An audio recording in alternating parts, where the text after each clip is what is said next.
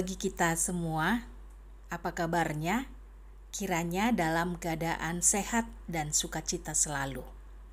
Firman Tuhan yang akan saya sampaikan adalah khotbah Minggu tanggal 27 Maret 2022.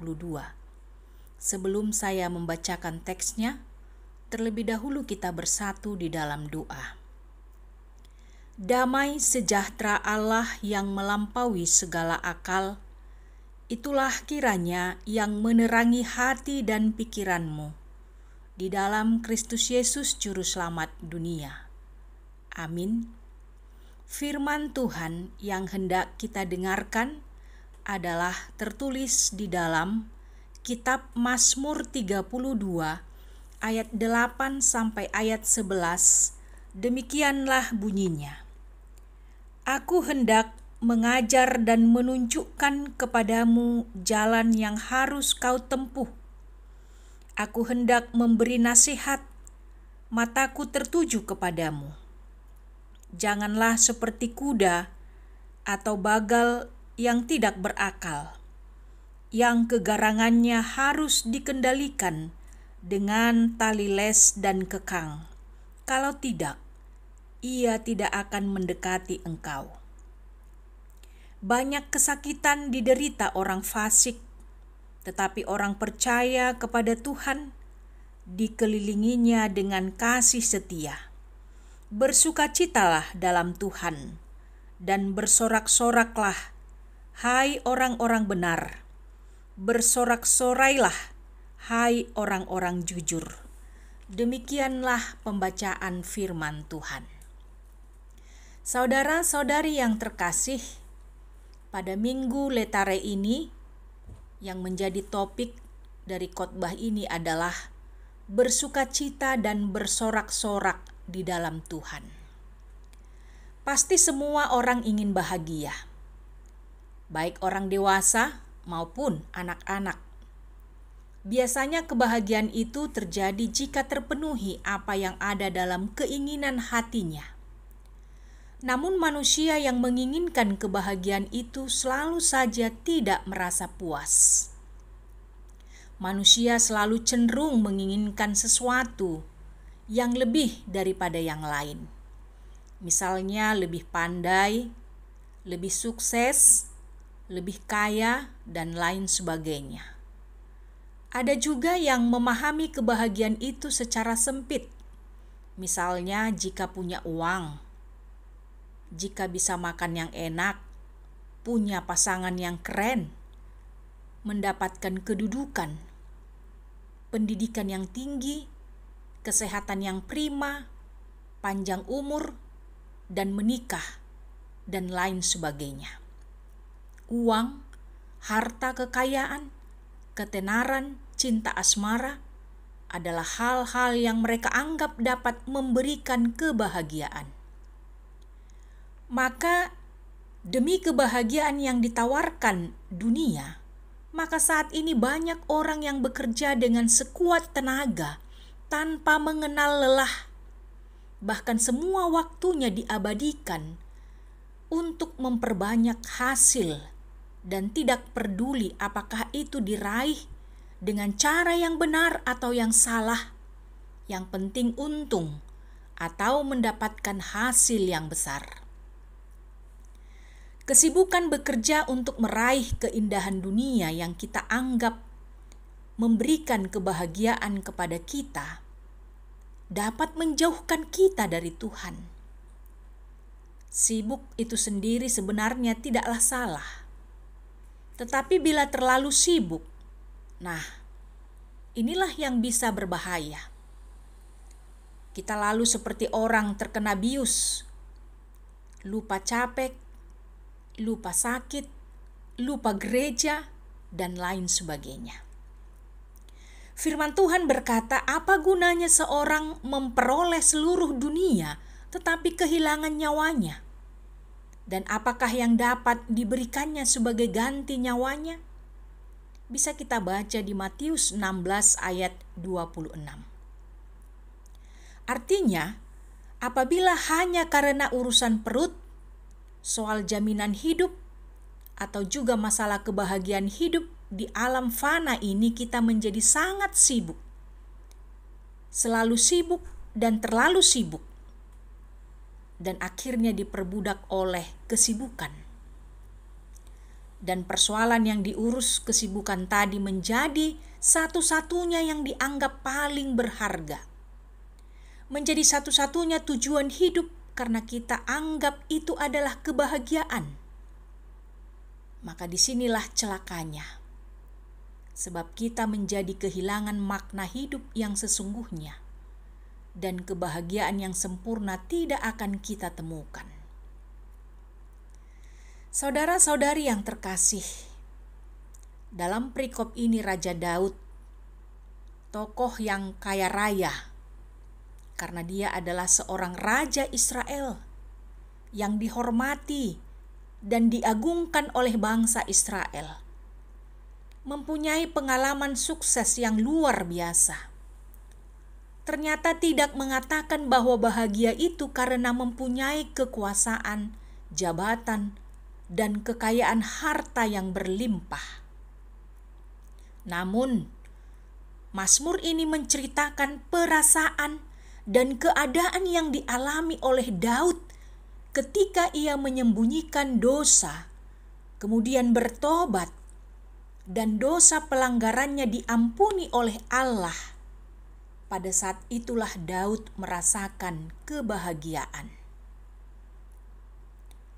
Ungkapan bahagia dan sukacita sangat menonjol karena digunakan sebagai pembuka dan penutup dalam Mazmur pasal 32 ini. Bahagia dan sukacita yang dimaksud pemazmur tidak hanya menyangkut aspek emosional atau perasaan, namun juga memiliki nuansa spiritual atau rohani. Bahagia dan sukacita ini lahir dari hati seorang yang telah melewati pergumulan yang hebat menghadapi dosa-dosanya. Orang yang berbahagia menurut pemazmur bukanlah orang yang tidak pernah berbuat dosa, melainkan orang yang telah diampuni dosa-dosanya. Orang yang berbahagia bukanlah orang yang berpura-pura tidak berdosa, melainkan orang yang jujur mengakui dosa-dosanya di hadapan Tuhan. Tentu, sebagai orang yang dosanya sudah diampuni, apa yang harus dilakukan? Apa yang harus kita lakukan sebagai orang yang sudah diampuni dosa kita? Pemazmur mengajak hendaknya kita hidup mengikuti jalan yang Allah tunjukkan kepada kita. Bukan seperti kuda atau bagal yang tidak berakal, yang tidak dapat mengendalikan dirinya. Adapun sifat dasar kuda atau bagal adalah tidak bisa mengenal siapa pemiliknya, meski ia dirawat setiap harinya olehnya. Secara refleks, kuda akan menyepak siapa saja yang mendekatinya dari belakang, atau akan mengangkat kedua kaki depannya dan menendang siapa saja yang mencoba untuk mendekatinya dari depan, sekalipun itu adalah pemiliknya sendiri. Jangan seperti kuda atau bagal, yang karena kegarangannya akhirnya harus dikendalikan dengan tali es dan kekang. Tentu Tuhan tidak ingin sampai terpaksa bertindak keras terhadap kita. Dia tidak menginginkan kekerasan hati kita hingga diperlukan alat-alat kontrol dari luar agar kita menaatinya. Tuhan ingin kita mengasihinya dan dari ketaatan dalam hati menyambutnya saat dia datang. Itu artinya orang-orang yang diampuni dosanya mau untuk diajar dan dituntun kepada jalan yang benar. Dosa membuat kita lemah dan lelah. Dosa itu adalah beban yang berat dan seperti terik panas yang mengeringkan sampai ke tulang-tulang. Upah dosa adalah maut. Dosa itu adalah penyakit yang mematikan, cepat atau lambat akan menggerogoti tubuh dan membawa kita kepada kebinasaan. Karena itu harus segera disembuhkan. Yesus berkata di Matius 9 ayat 12, "Bukan orang yang sehat yang memerlukan tabib, tetapi orang sakit." Jika Tuhan tidak langsung menegur dan mengingatkan kita atas dosa dan pelanggaran kita, bukan berarti Tuhan mengabaikannya, tetapi Tuhan sedang menunggu kapan kita datang kepadanya untuk mengakui dosa kita. Saudara-saudari yang terkasih, dalam perikop ini juga kita dapat melihat perbedaan yang kontras antara orang yang hidup dalam dosa dan orang yang diampuni Tuhan dosanya. Kita mendapat pengalaman yang berharga melalui pengalaman hidup Daud ketika dia melakukan dosa dan ketika Tuhan mengampuni dosanya. Maka melalui teks ini ada 3 pesan yang mau disampaikan kepada kita. Pertama, Daud menyadari keberdosaannya dan tidak membiarkan hal itu menjadi senjata yang akan menghancurkan dirinya. Apa yang dilakukan Daud? Ia datang kepada Tuhan. Tuhan yang penuh rahmat dan belas kasihan mau menerima penyesalan Daud dan mengampuni dosanya. Ini yang membuat Daud merasakan kebahagiaan. Dia bersuka cita dan bersorak-sorak di dalam Tuhan. Tidak sedikit orang yang pernah penuh bersalah karena dosa masa lalu, sehingga mereka tidak bisa bangkit karena mereka tidak bisa memaafkan diri, bahkan cenderung membenci dirinya sendiri. Tekanan batin yang berkepanjangan pada akhirnya membuat mereka sakit secara jasmani maupun rohani. Tuhan yang kita sembah tentu tidak menginginkan kita tenggelam dalam perasaan bersalah dan terus membenci diri kita sendiri.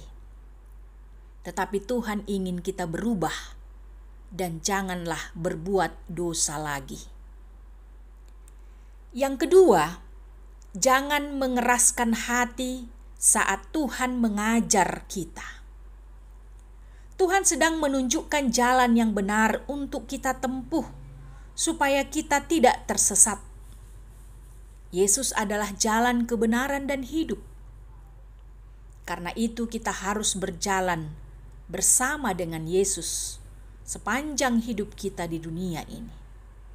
Kita berjalan mengikutinya, tidak dengan paksaan, tidak dengan karena kekang. Pengakuan dan permohonan ampun yang tulus harus disertai dengan keseriusan untuk mengendalikan diri. Dengan cara itulah kita dapat menikmati sukacita hidup sebagai orang-orang benar. Banyak orang telah menikmati kasih karunia Tuhan, namun dengan bodoh membuangnya begitu saja dan kembali lagi kepada dosa-dosanya. Yang ketiga dan yang terakhir, pengampunan yang diberikan Tuhan kepada kita membuat kita bersukacita dan bersorak-sorak. Sebuah panggilan kepada kita untuk memuji Allah dengan bernyanyi atau berteriak. Sukacita yang kita alami adalah sukacita karena berkat pengampunan Allah. Kita adalah orang-orang yang telah dibenarkan di dalam Kristus. Karena itu, tidak ada alasan bagi kita untuk tidak bersukacita memuji Tuhan. Amin. Kita kembali berdoa. Ya Tuhan Yesus yang penuh kasih, sungguh kami bersyukur atas seluruh pemberian-Mu di dalam hidup kami hari demi hari. Kami datang ke hadapan-Mu, ya Tuhan, memohon ampun karena kami telah berdosa terhadap-Mu dalam pikiran, perkataan, dan perbuatan. Tuntunlah kami, ya Tuhan, agar dapat berbuat yang sesuai dengan kehendak-Mu. Biarlah firman-Mu yang kami dengar memampukan kami untuk selalu berjalan di jalan kebenaran dan tidak kembali lagi ke jalan orang fasik. Kami berdoa, ya Tuhan, buat seluruh warga jemaat-Mu dimanapun mereka berada. Berilah kesembuhan bagi mereka yang sedang sakit, yang terbaring lemah di rumah maupun di rumah sakit. Berilah kekuatan dan penghiburan bagi mereka yang sedang berduka cita dan berbeban berat, agar kami semuanya Tuhan dapat bersuka cita dan bersorak-sorak memuji Engkau, Tuhan Yesus Juru Selamat kami. Amin.